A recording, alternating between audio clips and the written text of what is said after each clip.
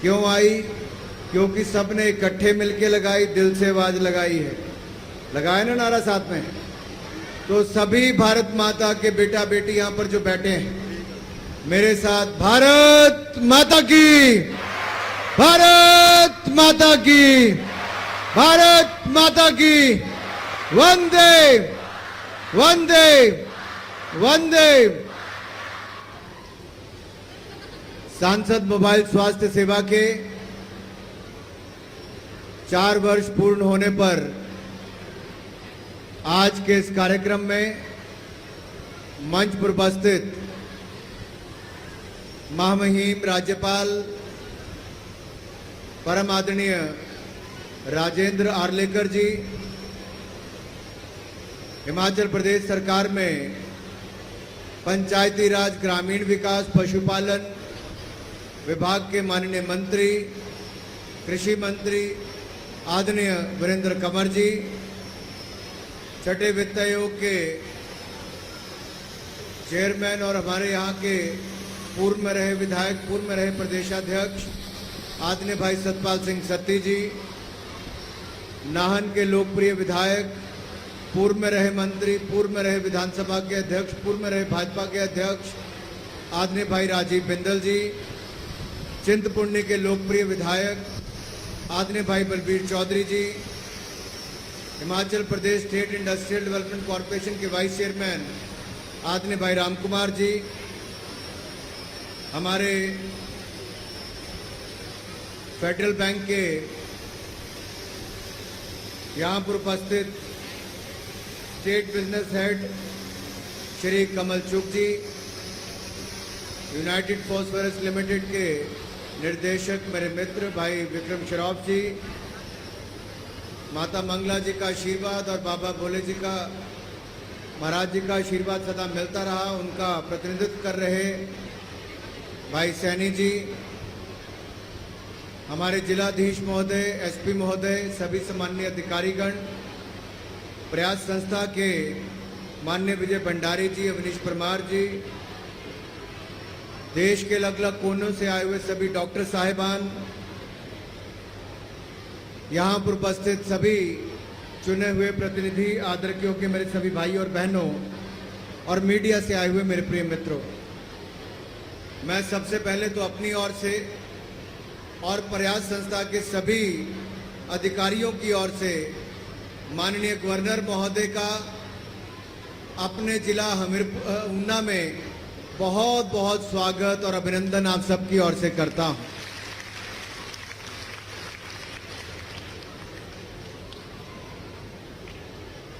ऊना वाले स्वागत जरा जोरदार तरीके से गवर्नर साहब का करेंगे तो आनंद आएगा। और आज तो स्वास्थ्य शिविर भी है। इनके साथ साथ माननीय वीरेंद्र कंवर जी, सत्ती जी, बिंदल जी, बलबीर चौधरी जी और सभी माननीय, सभी सम्माननीय जो हमारे अतिथि आए हैं, मैं सबका ही अपनी ओर से बहुत बहुत स्वागत और अभिनंदन भी यहाँ पर करता हूँ। सीएमओ महोदय और बाकी सब भी यहाँ पर है, सबका आभार। मित्रों, आज हनुमान जयंती है और हनुमान जयंती के अवसर पर मैं आप सभी को बहुत बहुत बधाई और बहुत बहुत शुभकामनाएं देना चाहता हूं। आदरणीय गवर्नर साहब, आज से 4 साल पहले 14 अप्रैल 2018 को अपनी कुल देवी माता अवा देवी के मंदिर के प्रांगण से हमने इस योजना की शुरुआत की। मैं और मेरे कुछ दोस्तों ने मिलकर 3 गाड़ियां प्रयास संस्था को डोनेट की और 3-4 डॉक्टर्स को लेकर, लैब टेक्नीशियंस को लेकर हमने ये शुरुआत की कि पहाड़ी इलाके में बहुत दूर दूर से लोगों को जिला मुख्यालय पर अपने टेस्ट करवाने के लिए आना पड़ता है। अगर हमें लिपिड प्रोफाइल का टेस्ट करवाना हो तो मेरे हमीरपुर जिला में भी कईयों को 30-30 किलोमीटर दूर से चलकर आना पड़ता है। 2-2.5 घंटे बस में बैठो, 2-2.5 घंटे वापस जाओ, फिर लिपिड प्रोफाइल का टेस्ट करवाओ, डॉक्टर को दिखाओ तो पूरा दिन चले जाता है। दिन की दिहाड़ी चले जाती थी, बस का किराया लगता था और फिर अगली डेट डॉक्टर की कब मिले इलाज कराने के लिए अपने आप में चुनौती होती थी। हमने इसका आंकलन किया और फिर छोटी सी गाड़ी आपने पहले देखा होगा, एक मारुति वैन से हमने उसको शुरू किया एम्बुलेंस के रूप में। वो शुरुआत की 3 गाड़ियां, वो पैसे नहीं थे इतने, लेकिन सोच थी, संसाधन नहीं थे, लेकिन साधना पूरी थी और इस संकल्प को लेकर आगे चले। आज साधन भी है और साधना भी पूरा होने का काम हुआ है। ये इस अगले 4 वर्षों में देखने को मिला। वो 3 ही गाड़ियां थी। आज सिकंदर जी भी आए थे, आपसे थोड़ी देर पहले हमारे राज्यसभा के सांसद बने। कमलेश कुमारी जी हमारी वहां की विधायक है। अंबेडकर जयंती थी तो दोनों ही अनुसूचित जाति वर्ग से आते हैं। अंबेडकर जयंती के दिन हमने अंबेडकर जी को भी याद किया कि किस तरह से भारत को संविधान बनाने में उन्होंने काम किया था और उन्होंने जो स्वास्थ्य की सुविधा हर नागरिक का मौलिक अधिकार है उसको लेकर आगे बढ़े थे। हमने उसको पूरा करने में ये कदम उठाए थे। मैं इसलिए याद कर रहा हूं कि शायद हमने भी उस समय कल्पना नहीं की थी कि मात्र 3 गाड़ियों से शुरुआत करके अगले 2 सालों में हम इसको 17 गाड़ियों तक ले गए। और आज मैं हर्ष के साथ कह सकता हूं, आपदा भी आई लेकिन हमारे इस प्रयास को रोक नहीं पाए और 3 गाड़ियों से बढ़कर आज 32 गाड़ियां चलती हैं। 32 गाड़ियां चलाने का काम शुरू किया। एक जिले से इसकी शुरुआत की थी, आज 7 जिलों में गाड़ियां चलती हैं। 23 विधानसभा क्षेत्र के लगभग 27 ब्लॉक में ये गाड़ियां चलती हैं। 1350 पंचायतों के 6400 गांव तक पहुंचने का हमने काम किया है और आज चौथी वर्षगांठ पर आपके कर कमलों से 4 नए विधानसभा क्षेत्रों को और 3 जिलों में गाड़ियां हम और देने जा रहे हैं। उसके लिए भी मैं आपका बहुत बहुत आभार प्रकट करता हूं। आपके आने से हमें और बल मिलेगा, मार्गदर्शन मिलेगा। लेकिन मैं इतना जरूर कहना चाहता हूं कि जैसा मैंने पहले कहा कि स्वास्थ्य सुविधा प्रत्येक नागरिक के लिए मौलिक अधिकार भी है, जरूरत भी है और डॉक्टरों की उपलब्धता कम होना, सुविधाएं कम होना, दूर-दराज इलाकों से स्वास्थ्य सुविधाओं की पूर्ति करने के लिए जिला मुख्यालय पर आना, ये अपने आप में एक बहुत बड़ी चुनौती थी, लेकिन हमने उसको पार करने का काम भी किया है।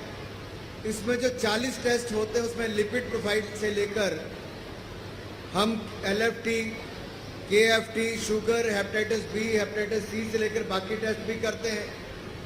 ट्यूबरक्लोसिस एक बहुत बड़ी समस्या देश के लिए।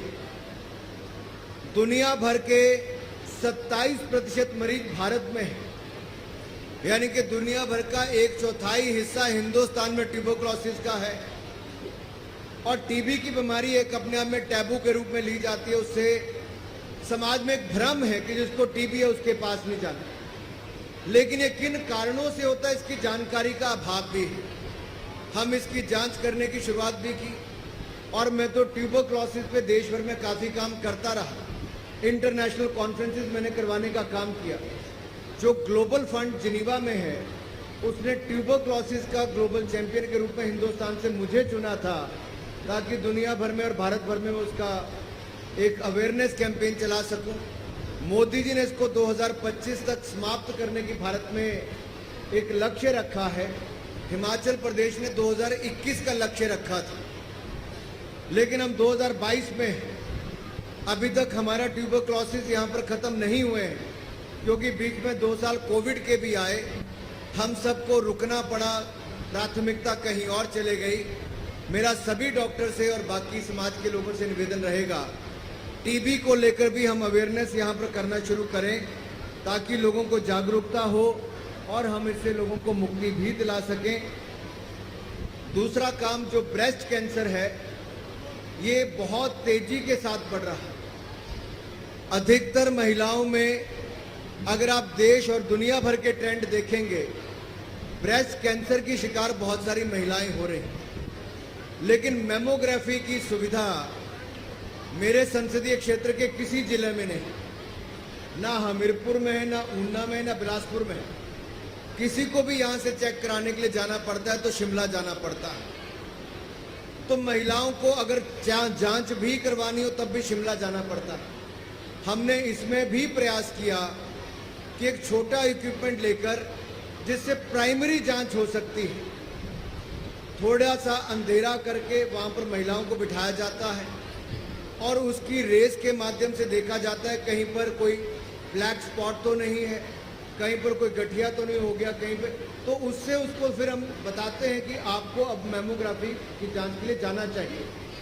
आपको जानकर हैरानी होगी और एक तरह से ये सुखद अनुभव भी है कि हमने जब ब्रेस्ट कैंसर की जांच करने की शुरुआत की और वो केवल प्राथमिक जांच थी, उसमें जो हमने महिलाओं की जांच की, जो पहली 3 महिलाएं निकली, जब वो अपना मैमोग्राफी टेस्ट कराने गई तो तीनों को ब्रेस्ट कैंसर निकला और समय पर उनको हमने चिन्हित कर लिया था, जांच कर ली थी।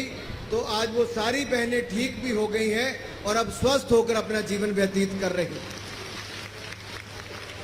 आज इसकी 34वीं वर्षगांठ पर मैं कहना चाहता हूं कि हम मई महीने के 15 दिन, ये 30 की 30 गाड़ियों को 15 दिन केवल और केवल महिलाओं की जांच के लिए समर्पित करेंगे, जिसमें ब्रेस्ट कैंसर की जांच भी होगी और महिलाओं को जिन बीमारियों से जूझना पड़ता है, मैं तो कहूंगा 15 दिन क्या, पूरा मई का महीना महिलाओं के लिए समर्पित कर दिया जाएगा और महिलाओं के लिए जांच करने के लिए पूरा मई का महीना किया जाएगा। और हम महिला विशेषज्ञ डॉक्टरों को भी लेकर आएंगे ताकि महिला डॉक्टर्स वहां पर उपलब्ध हो, महिलाएं आगे बढ़कर आएं।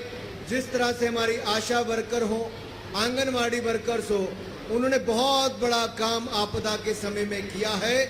प्रयास सोसाइटी के माध्यम से इनके डॉक्टर्स ने, लैब टेक्नीशियंस ने, नर्सेज ने, सभी ने अपने घरों में कोई नहीं बैठा, पीपी किट पहनकर जनता के बीच में जाकर काम करने का काम किया है। मैं प्रयास की सारी डॉक्टर्स और सारी टीम का बहुत बहुत आभार उसके लिए प्रकट करता हूं, बहुत बहुत धन्यवाद करना चाहता हूं। ये जिन बच्चों की तालियां, ओ मेरे भाई, ये जिसकी गाल पकड़ रखी है चश्मे वाले की, हाँ, जिसने खांसी करते हुए हाथ आगे रखा, जरा खड़े हो जाओ भाई, खड़े हो जाओ, बहुत स्मार्ट, छोटा सा गोलू मोलू, जरा खड़ा हो जाओ मेरा भाई, सिर पे हाथ रखे, हाँ यही, ये वाला ग्रुप इतनी देर से मैं देख रहा हूं गप्पे मार रहा है सारा, और ये देखा इसकी सेहत ठीक है तो साथ वाला इसकी गाल पकड़ लेता है। तो मैं टीवी पे दिखाऊंगा जिसका गाल कौन कौन पकड़ रहा है। सबका ध्यान मेरी और मेरी बातों की ओर होना चाहिए, ठीक है? होगा नहीं होगा? और जिस कोने से बच्चों की आवाज आई तो समझ लो स्कूल के टीचर्स की चलती नहीं है।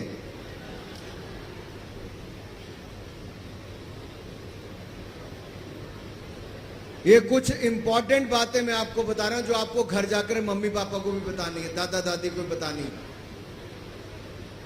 आप हमारा वर्तमान भी हो, आप भविष्य। वो सजा नहीं देती भाई पैदा होने। भाई और बहनों, डेंगू हो, मलेरिया हो, ये तब फैलता है जब गंदगी है। कूलर तो लगे हैं बड़े बड़े, ठंडी हवा भी दे रहे हैं, लेकिन अगर कई महीनों से बंद होंगे बगैर सफाई के, यहां पर आएंगे तो बीच में मच्छर ही होंगे।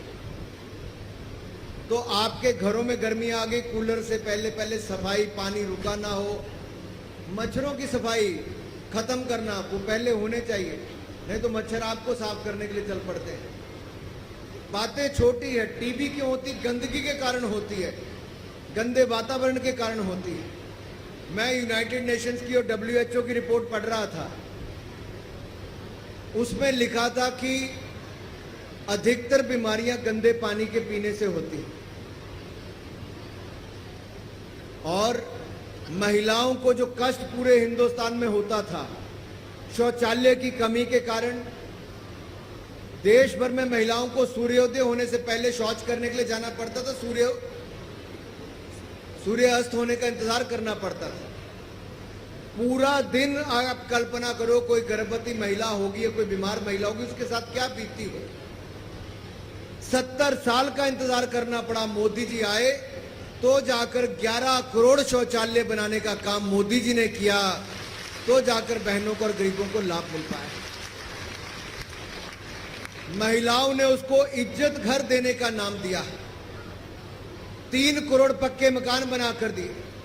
आज आपको गर्मी ना लगे तो लाखों रुपए खर्च करके टेंट लगवाया गया कि नीचे टेंट ना लगे, बड़े वाला टेंट लगे। लेकिन सोचो वो जो गरीब सारा साल सर्दी में गर्मी में तरपाल के घर में रहता है, जिसके पास ईंटों वाला घर नहीं है, पक्का मकान नहीं, उसकी हालत क्या होती होगी। बारिश में पानी गिरता होगा, गर्मी में गर्मी लगती होगी, सर्दियों में ठंड लगती होगी।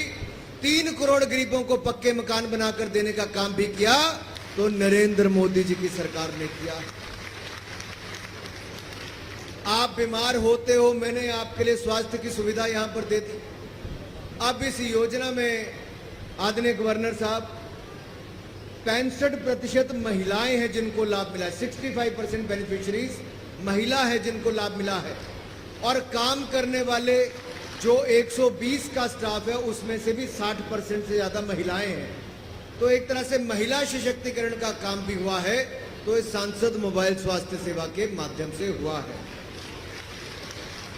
मैं कल दिल्ली में था तो आदरणीय मोहन भागवत जी सरसंघचालक जी और हमारे पूजनीय संत वहां पर उदासीन आश्रम में, हिमाचल के उदासीन आश्रम के लिए जो नए संत चुने गए हैं, जो उसके मठाधीश चुने गए, उसके कार्यक्रम में कह रहे थे। किसी संत ने ये कहा कि अगर हमारे दिल में संत ना हो तो दुखों का अंत नहीं होता।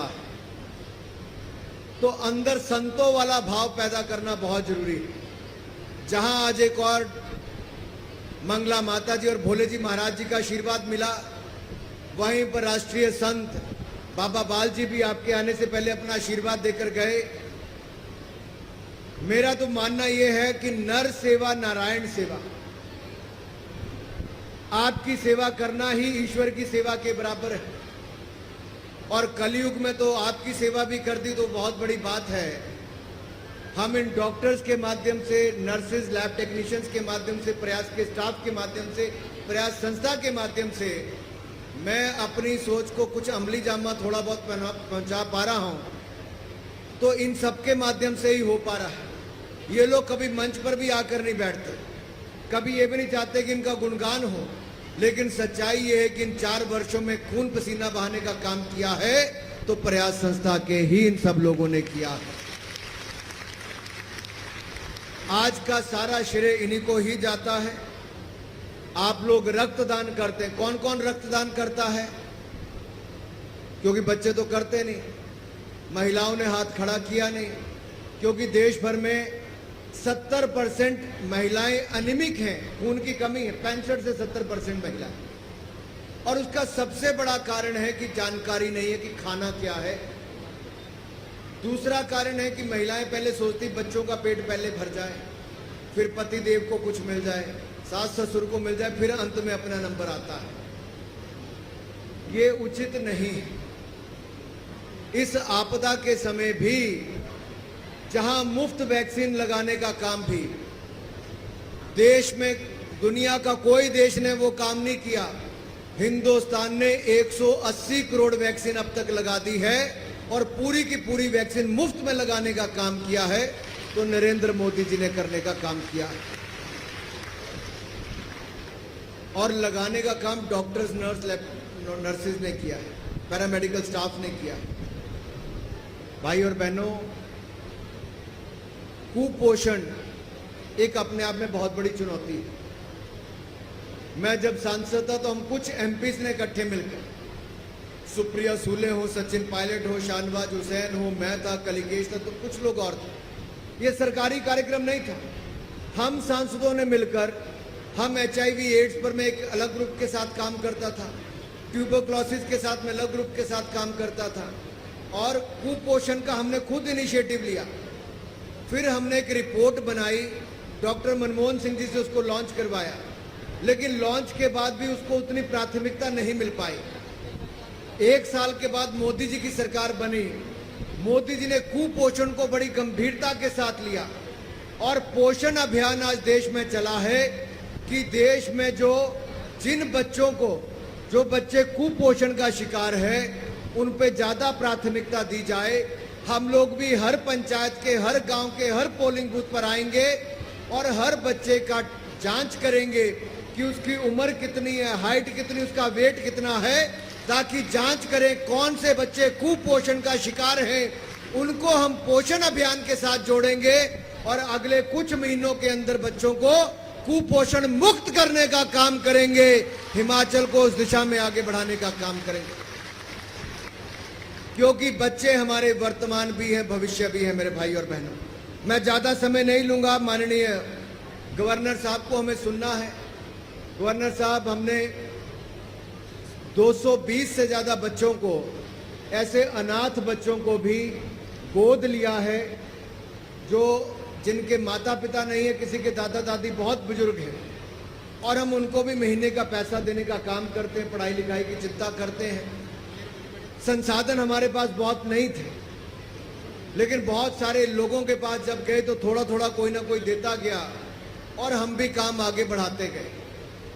मैं तो यही कहूंगा कि साधना की कमी नहीं थी तो संसाधनों की कमी भी कोई नहीं रही, साधन भी बढ़ते गए।